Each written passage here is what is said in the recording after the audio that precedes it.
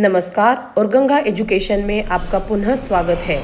इस प्लेटफॉर्म पर आपको विधि क्षेत्र से संबंधित महत्वपूर्ण विषयों पर व्याख्यान, विधि से जुड़े हुए प्रतियोगी परीक्षाओं की तैयारी, महत्वपूर्ण कानूनी तथ्य तथा विधिक इतिहास से संबंधित सामग्री सरल और व्यवस्थित रूप में उपलब्ध होगी।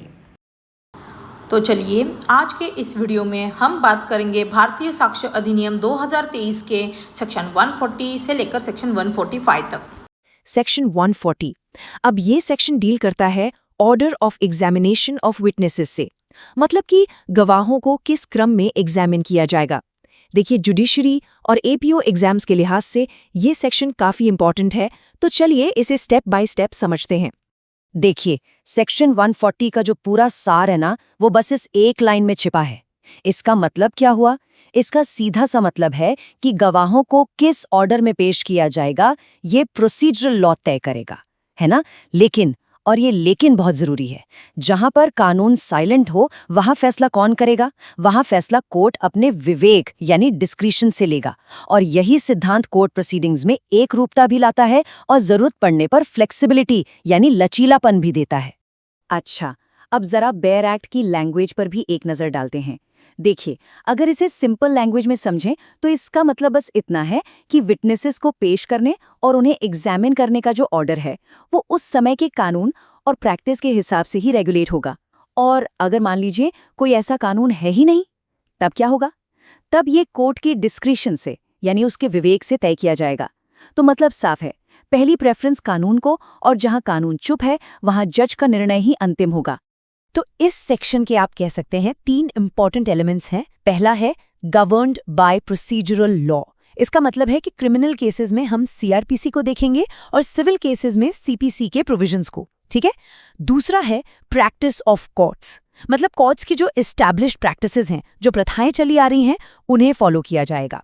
और तीसरा, जो कि सबसे इंपॉर्टेंट है, वो है कोर्ट्स डिस्क्रिशन, यानी जब कोई स्पेसिफिक लॉ या प्रैक्टिस ना हो तो ये पूरी तरह से जज के विवेक पर है कि किस विटनेस को कब और कैसे एग्जामिन करना है। अब देखिए, इस सेक्शन का जो पूरा लॉजिक है ना, वो इस फ्लोचार्ट से समझना बहुत ही आसान हो जाता है। होता क्या है, कोर्ट सबसे पहले देखेगा प्रोसीजरल लॉ को, यानी सीआरपीसी या सीपीसी को, ठीक। अब अगर वहां कोई स्पेसिफिक डायरेक्शन नहीं मिलता है तो कोर्ट क्या करेगा? तो कोर्ट अपने डिस्क्रिशन का इस्तेमाल करेगा। तो ये एक तरह की हायरार्की बन गई जिसमें कोर्ट का विवेक सबसे ऊपर यानी सर्वोच्च हो जाता है। लेकिन कब? जब कानून मौन हो। चलिए इसको और अच्छे से समझने के लिए एक प्रैक्टिकल सिचुएशन लेते हैं। मान लीजिए एक क्रिमिनल ट्रायल चल रहा है। अब स्टैंडर्ड प्रोसीजर क्या कहता है? यही कि प्रोसिक्यूशन यानी अभियोजन पक्ष अपना केस प्रूव करने के लिए अपने विटनेसेस को पहले पेश करेगा, है ना। जब प्रोसिक्यूशन के सभी विटनेसेस एग्जामिन हो जाते हैं, उसके बाद डिफेंस यानी बचाव पक्ष को अपने गवाह पेश करने का मौका मिलता है। ये एक एस्टैब्लिश्ड प्रैक्टिस है। लेकिन जरा सोचिए, अगर डिफेंस का कोई विटनेस बहुत ज्यादा बीमार है और ये भी हो सकता है कि वो बाद में गवाही देने के लिए अवेलेबल ही ना रहे, अब क्या होगा? ऐसी एक्सेप्शनल सिचुएशन में डिफेंस कोर्ट से रिक्वेस्ट कर सकता है कि उस जरूरी विटनेस को आउट ऑफ टर्न यानी अपनी बारी से पहले एग्जामिन करने दिया जाए। और यहीं पर कोर्ट सेक्शन 140 में मिली अपनी डिस्क्रिशनरी पावर का इस्तेमाल करता है और जस्टिस के हित में इसकी अनुमति दे सकता है। तो देखा कैसे ये सेक्शन प्रक्रिया को न्याय के रास्ते में एक रुकावट बनने से रोकता है।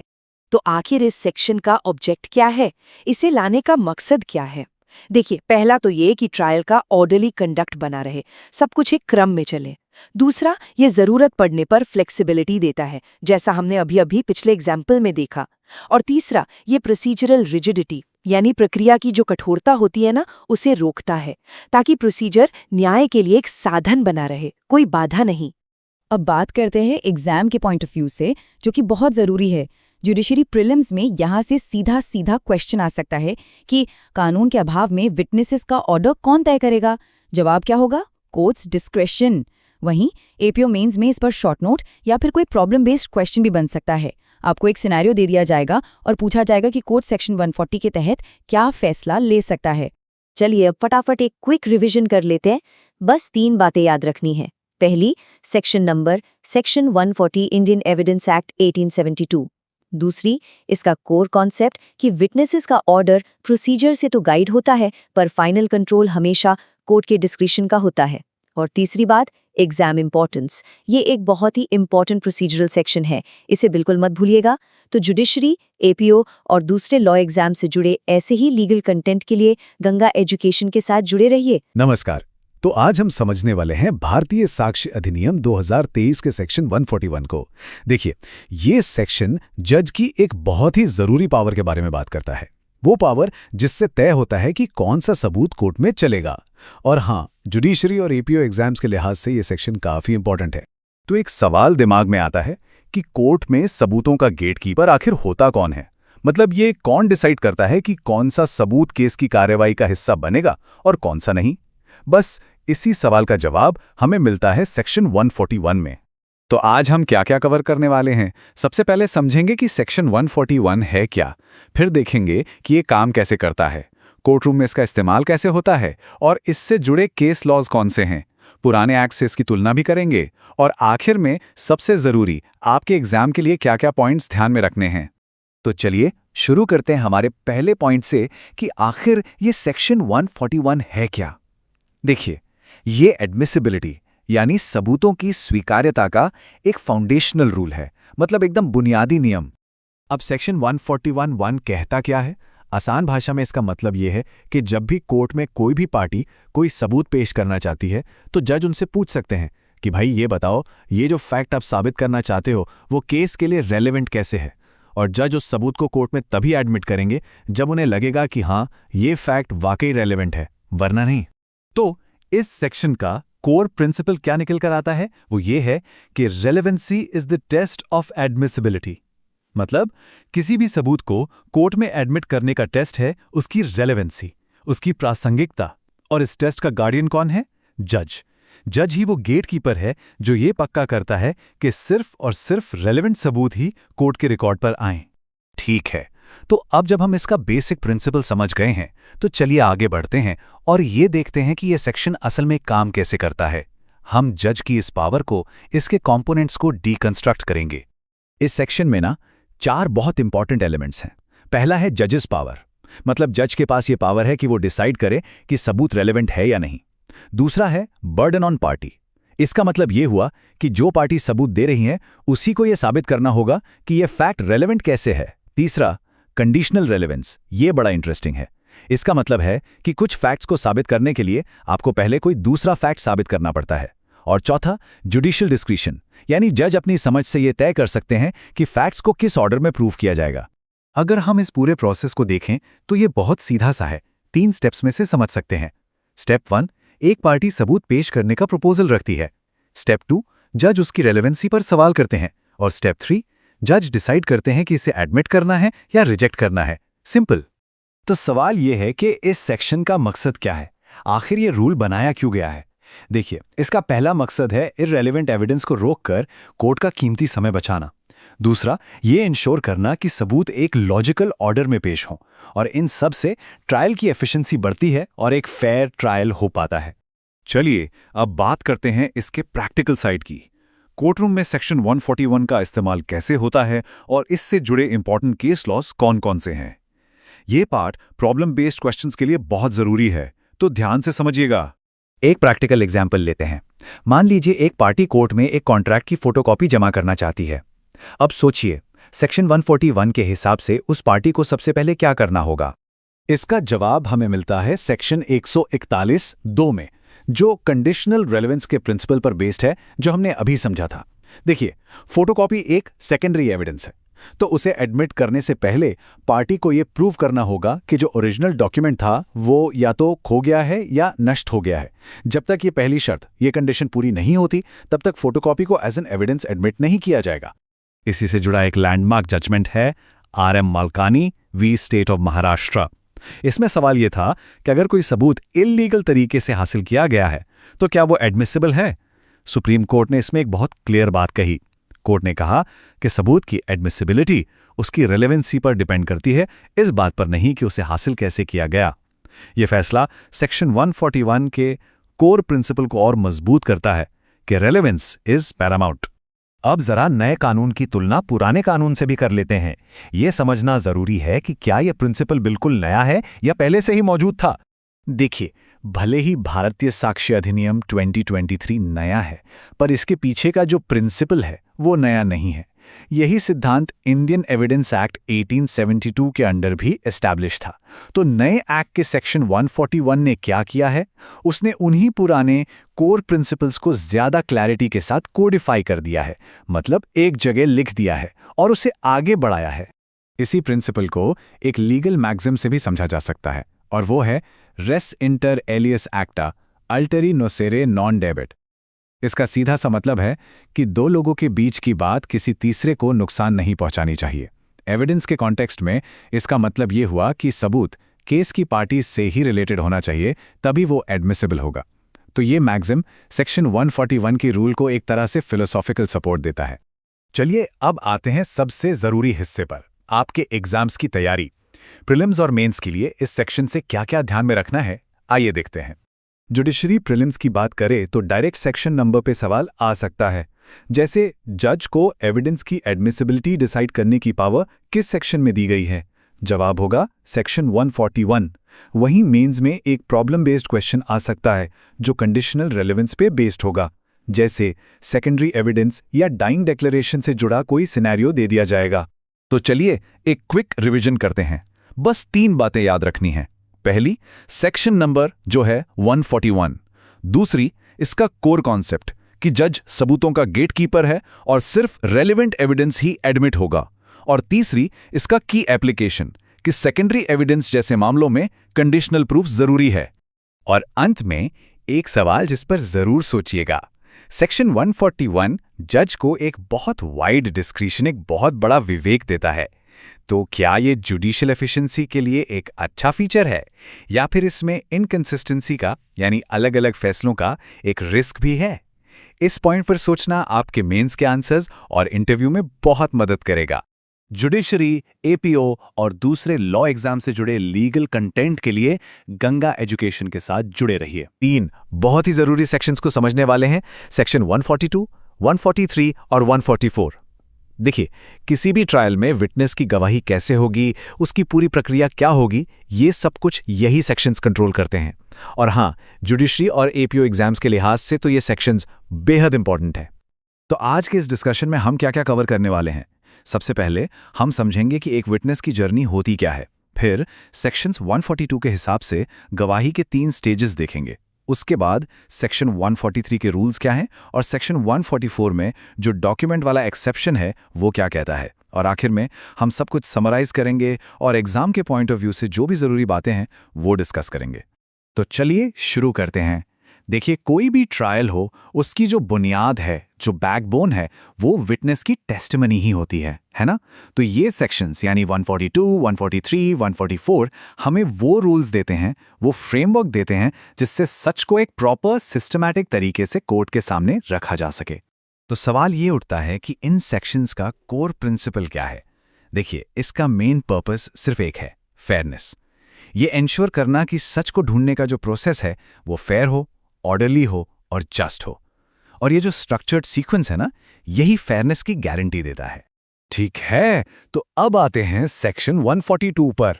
यह सेक्शन हमें बताता है कि विटनेस से सवाल जवाब करने के 3 अलग-अलग स्टेजेस होते हैं, और यह समझना बहुत क्रूशियल है कि ये स्टेजेस कौन-कौन से हैं और सबसे जरूरी इनका सीक्वेंस क्या है। तो जैसा आप देख सकते हैं, विटनेस एग्जामिनेशन का एक मैंडेटरी सीक्वेंस है, एक तय क्रम है। सबसे पहले होता है एग्जामिनेशन इन चीफ, जिसे हम मुख्य परीक्षा कहते हैं। उसके बाद आता है क्रॉस एग्जामिनेशन यानी जिरह या प्रति परीक्षा, और आखिर में अगर जरूरत पड़ती है तो होता है री एग्जामिनेशन यानी पुनः परीक्षा। याद रखिएगा, ये सीक्वेंस मैंडेटरी है, इसे बदला नहीं जा सकता। अब ये टेबल ये बहुत ही अच्छे से क्लियर करता है कि कौन क्या और क्यों करता है। देखिए, एग्जामिनेशन इन चीफ वो पार्टी करती है जो विटनेस को बुलाती है। क्यों? ताकि रेलेवेंट फैक्ट्स को कोर्ट के सामने लाया जा सके। फिर आता है क्रॉस एग्जामिनेशन। ये करती है ऑपोजिट पार्टी, और इसका मकसद होता है विटनेस की क्रेडिबिलिटी को टेस्ट करना, उसके बयान की सच्चाई को चैलेंज करना। और आखिर में री एग्जामिनेशन, ये वापस वही पार्टी करती है जिसने विटनेस को बुलाया था। इसका पर्पस क्रॉस एग्जामिनेशन में जो भी कंफ्यूजन पैदा हुआ है या जो भी पॉइंट्स उठे हैं उन्हें क्लैरिफाई करना। तो अब आगे बढ़ते हैं सेक्शन 143 की तरफ। देखिए, ये सेक्शन सिर्फ एग्जामिनेशन के ऑर्डर के बारे में नहीं है।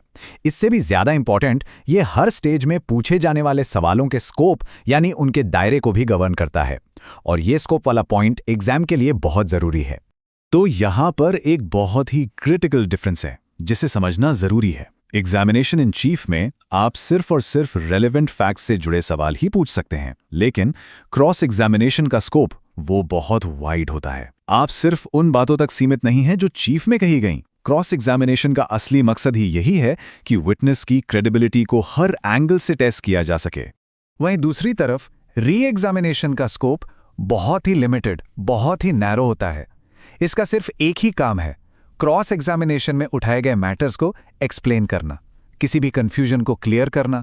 कोई भी नया मैटर आप इसमें नहीं ला सकते, हाँ, अनलेस कोर्ट परमिट करे। चलिए इसको एक सिंपल से एग्जाम्पल से समझते हैं। मान लीजिए एग्जामिनेशन इन चीफ में विटनेस कहता है, मैंने अक्यूज्ड को रात में देखा था। अब क्रॉस एग्जामिनेशन में वकील क्या करेगा? वो पूछेगा, अच्छा वहां रोशनी कैसी थी, कितनी दूर से देखा, आपकी आईसाइट कैसी है? इन सवालों से वो डाउट क्रिएट करने की कोशिश करेगा। फिर री एग्जामिनेशन में विटनेस क्लैरिफाई कर सकता है, जी वहां एक बहुत तेज स्ट्रीट लाइट जल रही थी। देखिए, इस एक जवाब से क्रॉस में उठाया गया डाउट क्लियर हो गया। चलिए अब एक स्पेशल रूल की बात करते हैं जो हमें सेक्शन 144 में मिलता है। ये एक इंपॉर्टेंट एक्सेप्शन है और एग्जाम के लिए इससे याद रखना बहुत जरूरी है।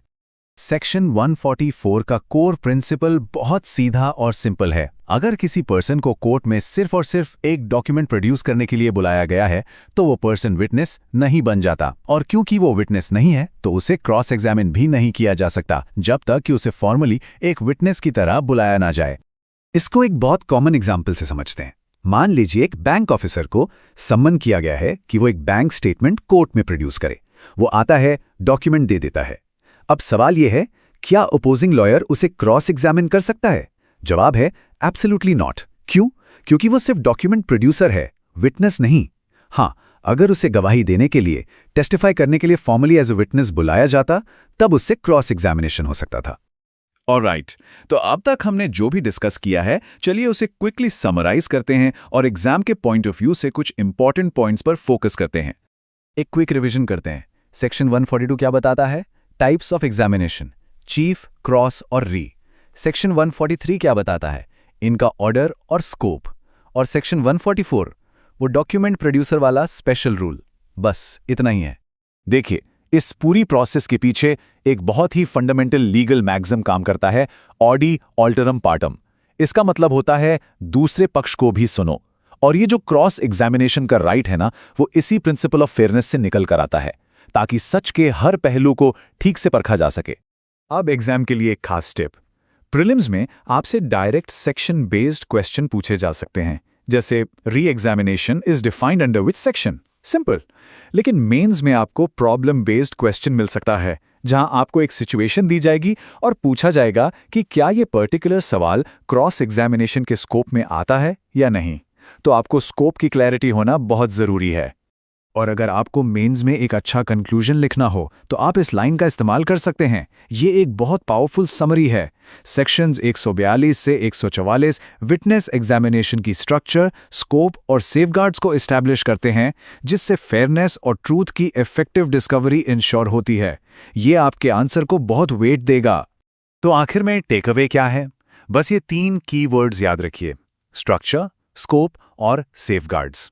ये तीनों सेक्शंस मिलकर विटनेस एग्जामिनेशन के लिए यही 3 चीजें प्रोवाइड करते हैं, और एग्जाम के लिए ये तीनों ही सुपर इंपॉर्टेंट हैं। तो जुडिशरी, एपीओ और दूसरे लॉ एग्जाम्स से जुड़ी ऐसी ही क्लियर और फोकस्ड लीगल कंटेंट के लिए गंगा एजुकेशन के साथ जुड़े रहिएगा। ये सेक्शन बात करता है विटनेसेस टू कैरेक्टर के बारे में और उनकी जांच कैसे होती है। जुडिशरी और एपीओ एग्जाम्स के लिहाज से ये जानना बेहद जरूरी है। तो आज के इस सेशन में हम क्या क्या कवर करेंगे? सबसे पहले तो देखेंगे इसका कोर प्रोविजन क्या है, फिर इसके एसेंशियल्स को डीकंस्ट्रक्ट करेंगे, कोर्ट में इसका एप्लीकेशन कैसे होता है वो भी समझेंगे, साथ ही इसका लीगल कॉन्टेक्स्ट क्या है, और हाँ, सबसे जरूरी एग्जाम फोकस और रिवीजन पर भी बात करेंगे। तो चलिए शुरू करते हैं। हम बात कर रहे हैं इंडियन एविडेंस एक्ट 1872 के सेक्शन 145 की। ये सेक्शन चैप्टर एक्स का हिस्सा है जिसका नाम है एग्जामिनेशन ऑफ विटनेसेस। और जैसा मैंने पहले कहा, जुडिशरी और एपीओ एग्जाम्स के लिए ये एक हाई इंपॉर्टेंस वाला सेक्शन है। ये जो एक लाइन है ना, बस यही है पूरा section 145। Witnesses to character may be cross examined and re examined. मतलब चरित्र के जो साक्षी हैं उनका क्रॉस एग्जामिनेशन भी हो सकता है और री एग्जामिनेशन भी। देखिए, बहुत सिंपल सी बात है। अगर कोई गवाह कोर्ट में आके कहता है कि अरे ये तो बहुत ही अच्छा इंसान है, तो कोर्ट ये बात यूं ही नहीं मान लेगा। उस गवाह की बात को भी वैसे ही परखा जाएगा, वैसे ही टेस्ट किया जाएगा जैसे किसी दूसरे सबूत को किया जाता है। ठीक है, तो अब इस सेक्शन को और अच्छे से समझने के लिए चलिए इसके की कंपोनेंट्स को एक-एक करके ब्रेक डाउन करते हैं। इस सेक्शन में बेसिकली 3 इंपॉर्टेंट एलिमेंट्स हैं। पहला है विटनेस टू कैरेक्टर, मतलब वो व्यक्ति जो किसी के मॉरल कैरेक्टर या रेप्यूटेशन पर गवाही देने आया है। दूसरा है क्रॉस एग्जामिनेशन, ये वो प्रोसेस है जहां ऑपोजिट पार्टी उस गवाह की क्रेडिबिलिटी पर सवाल उठाती है। और तीसरा री एग्जामिनेशन, जिसमें जिस पार्टी ने गवाह को बुलाया था वो क्रॉस एग्जामिनेशन में उठी बातों को क्लैरिफाई कर सकती है। तो देखिए, कोर्ट में कैरेक्टर एविडेंस को टेस्ट करने का एक पूरा लॉजिकल फ्लो है। स्टेप 1, कैरेक्टर विटनेस अपनी गवाही देता है। स्टेप 2, ऑपोजिट पार्टी उसे क्रॉस एग्जामिन करती है, मतलब जिरह करती है। स्टेप 3, इसके बाद ओरिजिनल पार्टी री एग्जामिनेशन कर सकती है। और फाइनली स्टेप 4, कोर्ट इन सब के आधार पर उस विटनेस की क्रेडिबिलिटी को असेस करता है। ये पूरा स्ट्रक्चर फेयरनेस को इंश्योर करने के लिए बनाया गया है। तो थियरी तो हमने समझ ली, अब देखते हैं कि असल में कोर्ट में प्रैक्टिकल सिनेरियोज में ये सेक्शन कैसे काम करता है। चलिए एक क्रिमिनल केस का एग्जाम्पल लेते हैं। मान लीजिए चोरी का केस है। अक्यूज्ड के साइड से एक गवाह आता है और कहता है, जनाब ये तो बहुत ही लॉ अबाइडिंग सिटीजन है। अब प्रोसिक्यूशन क्या करेगा? वो उस गवाह को क्रॉस एग्जामिन करेगा, पूछेगा, अच्छा तो क्या आप इनके पुराने कन्विक्शंस के बारे में जानते हैं, है ना? अब एक सिविल केस का एग्जाम्पल लेते हैं। मान लीजिए रेप्यूटेशन का मामला है।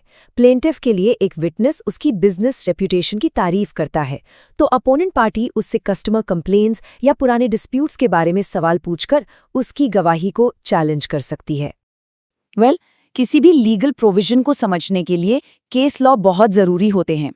केस लॉ से ही हमें पता चलता है कि कोर्ट्स ने उस सेक्शन को कैसे इंटरप्रेट किया है। यहाँ 2 लैंडमार्क जजमेंट्स हैं। पहला, state of Maharashtra versus Baliram. इस केस में ये साफ कर दिया गया कि कैरेक्टर टेस्टिमोनी क्रॉस एग्जामिनेशन के दायरे में आती है। दूसरा केस है Kalyani versus state of Tamil Nadu. इसमें कोर्ट ने कहा कि अगर क्रॉस एग्जामिनेशन के दौरान कोई एम्बिग्विटी पैदा होती है तो उसे क्लैरिफाई करने के लिए री एग्जामिनेशन परमिसिबल है। तो ये दोनों ही जजमेंट सेक्शन 145 के कोर आइडिया को रीएनफोर्स करते हैं। चलिए अब जरा ब्रॉडर पिक्चर देखते हैं। इस सेक्शन को हम लॉ की कुछ फंडामेंटल प्रिंसिपल्स से कनेक्ट करके समझते हैं। ये एक बहुत फेमस लीगल मैक्सिम है, ऑडी ऑल्टरैम पार्टेम। इसका मतलब है let the other side be heard, या दूसरे पक्ष को भी सुना जाए। ये नेचुरल जस्टिस का एक कोर प्रिंसिपल है और सेक्शन 145 वो इसी प्रिंसिपल का एक परफेक्ट एप्लीकेशन है। ये कैरेक्टर एविडेंस को चैलेंज करने का मौका देकर फेयरनेस को अपहोल्ड करता है। अब एक बड़ा सवाल कि इस कैरेक्टर एविडेंस की एविडेंशियरी वैल्यू क्या है, मतलब कोर्ट में इसका वजन कितना है। तो देखिए, ये एडमिसिबल तो है, मतलब कोर्ट इसे सुनेगा, लेकिन ये कंक्लूसिव प्रूफ नहीं है। इसका वेट इस बात पर डिपेंड करता है कि विटनेस कितना क्रेडिबल है और क्या कोई और एविडेंस है जो उसकी बात को कोरॉबोरेट यानी सपोर्ट कर रहा हो। ऑल राइट, अब आते हैं सबसे जरूरी हिस्से पर, एग्जाम प्रेपरेशन। जुडिशरी और एपीओ एस्पिरेंट्स को इस सेक्शन से क्या की टेकअवेज याद रखने हैं? देखिए, प्रीलिम्स में इस पर डायरेक्ट क्वेश्चन आ सकता है, सीधा सेक्शन पूछ लेंगे, और मेंस में प्रॉब्लम बेस्ड क्वेश्चन बन सकता है। तो ये जो समरी लाइन है इसे अच्छे से याद कर लीजिए। Witnesses to character may be cross-examined and re-examined to ensure the credibility and reliability of their testimony. बस इतना ही सार है। चलिए एक क्विक रिवीजन करते हैं। 3 पॉइंट्स याद रखने हैं। पॉइंट नंबर 1, सेक्शन कौन सा है? सेक्शन 145।